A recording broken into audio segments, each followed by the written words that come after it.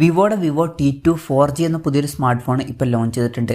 മുമ്പ് ഇന്ത്യൻ മാർക്കറ്റിൽ Vivo T2 5G എന്ന സ്മാർട്ട് ഫോൺ ലോഞ്ച് ചെയ്തിട്ടുണ്ടായിരുന്നു. എന്തായാലും ഇപ്പം ലോഞ്ച് ചെയ്തിരിക്കുന്നത് 4G വെർഷനാണ്.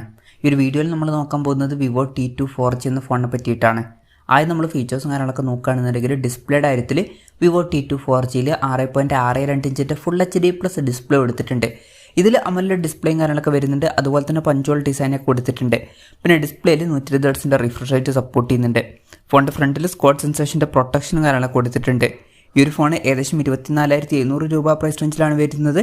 ആ ഒരു പ്രൈസ് റേഞ്ചിൽ തിരക്കേടില്ലാത്ത ഡിസ്പ്ലേ ഫീച്ചേഴ്സ് ഒക്കെ കൊടുത്തിട്ടുണ്ട് എന്ന് പറയാവുന്നതാണ്. പിന്നെ in display finger print sensor വരുന്നുണ്ട്. ഫോണിൻ്റെ വെയിറ്റ് വരുന്നത് 186 ഗ്രാമാണ്. തിക്നെസ് വരുന്നത് 7.7 mm ആണ്.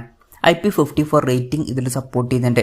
പിന്നെ ഈ ഫോണിൻ്റെ സീ ഗ്രീൻ, ലെവൻഡർ ഗ്ലോ, അതുപോലെ തന്നെ ബ്ലാക്ക് ഒണിക്സ് എന്നീ കളർ വേരിയൻസ് ആണ് ഇപ്പോൾ ലോഞ്ച് ചെയ്തിരിക്കുന്നത്.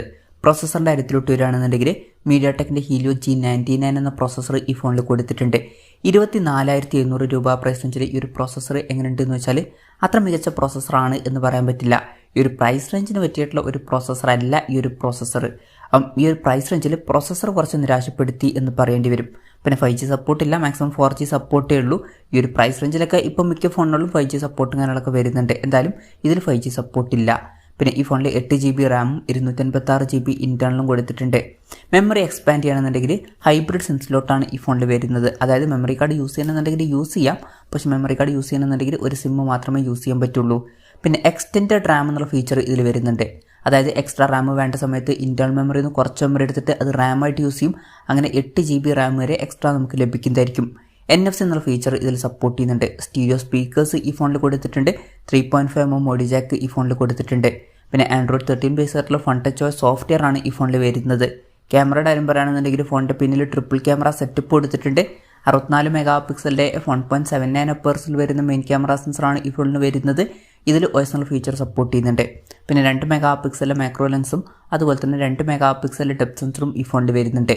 അൾട്രാ വൈഡ് ആംഗിൾ ലെൻസ് ഈ ഫോണിൽ കൊടുത്തിട്ടില്ല. ഈ ഒരു പ്രൈസ് റേഞ്ചിലൊക്കെ വരുന്ന ഒരു ഫോണിൽ നമ്മൾ അൾട്രാ വൈഡ് ആംഗിൾ ലെൻസും കാര്യങ്ങളൊക്കെ എക്സ്പെക്ട് ചെയ്യുന്നുണ്ട്.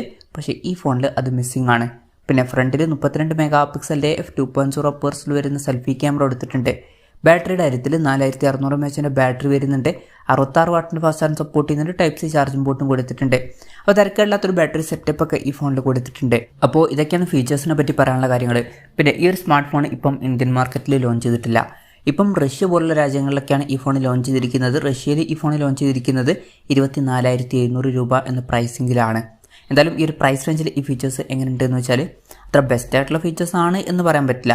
അപ്പോൾ തിരക്കേടില്ലാത്തൊരു ബാറ്ററി സെറ്റപ്പും തിരക്കേടില്ലാത്ത ഡിസ്പ്ലേ ഫീച്ചേഴ്സും കൊടുത്തിട്ടുണ്ട്. ഇൻ ഡിസ്പ്ലേ ഫിംഗർ പ്രിൻറ്റ് സെൻസറും കാര്യങ്ങളൊക്കെ വരുന്നുണ്ട്. പക്ഷേ ഈ ഒരു പ്രൈസ് റേഞ്ചിനനുസരിച്ചിട്ടുള്ള ഒരു പ്രോസസ്സർ ഇതിൽ വരുന്നില്ല. പിന്നെ ക്യാമറയിൽ അൾട്രാ വൈഡ് ആംഗിൾ ലെൻസും വരുന്നില്ല.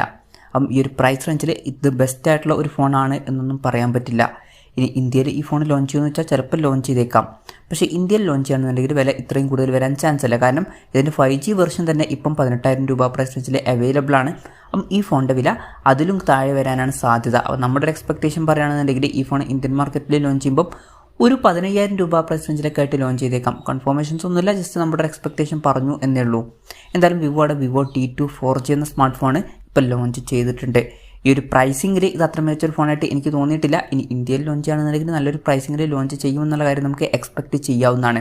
എന്തായാലും ഈ ഒരു ഫോണിനെ പറ്റിയിട്ടുള്ള നിങ്ങളുടെ അഭിപ്രായം ജസ്റ്റ് ഒന്ന് കമൻറ്റ് ചെയ്യുക. അതുപോലെ തന്നെ ഇന്ത്യൻ മാർക്കറ്റിൽ ഈ സ്മാർട്ട് ഫോൺ നിങ്ങൾ ഏത് പ്രൈസിങ്ങിലാണ് എക്സ്പെക്ട് ചെയ്യുന്നത് എന്നുള്ള കാര്യം കൂടി ജസ്റ്റ് ഒന്ന് കമൻറ്റ് ചെയ്യുക.